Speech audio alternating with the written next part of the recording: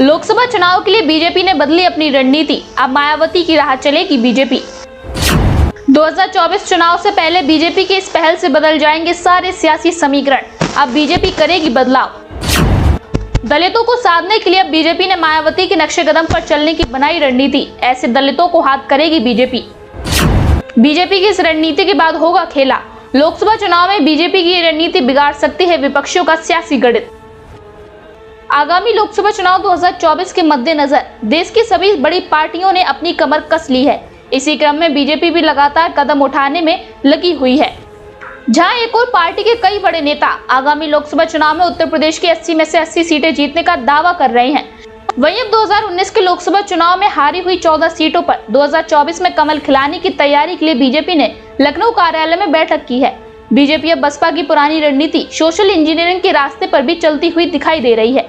इस बैठक में बीजेपी ने प्रत्येक बूथ पर प्रबंधक और सामाजिक समीकरण के हिसाब से रणनीति बनाने की योजना बनाई है। हर बूथ को जीतने के लिए रणनीति के तहत बीजेपी उत्तर प्रदेश की सभी 80 लोकसभा सीटों को टारगेट करेगी।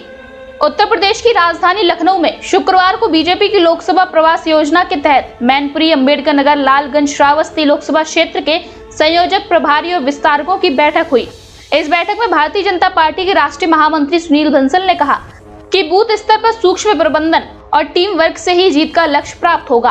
आने वाले दिनों में शुरू हो रहे मतदाता सूची पुनरीक्षण अभियान में एक नए मतदाता बनाने का लक्ष्य भी पूरा करने की रणनीति बनाई गई है। बैठक में प्रभारी मंत्रियों के लोकसभा क्षेत्र का दौरा करने के कार्यकर्ताओं से संवाद करने की भी रणनीति बनाई गई है।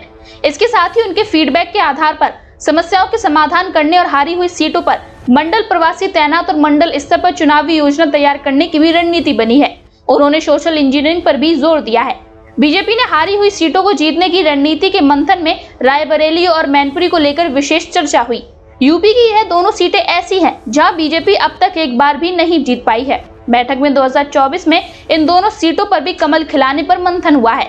सुनील बंसल ने कहा कि प्रत्येक विधानसभा क्षेत्र में सामाजिक समीकरण के हिसाब से योजना बनाएं। पिछले चुनाव में जिस समाज के वोट नहीं मिले उनका वोट हासिल करने की भी रणनीति इस बैठक में बनाई गई है।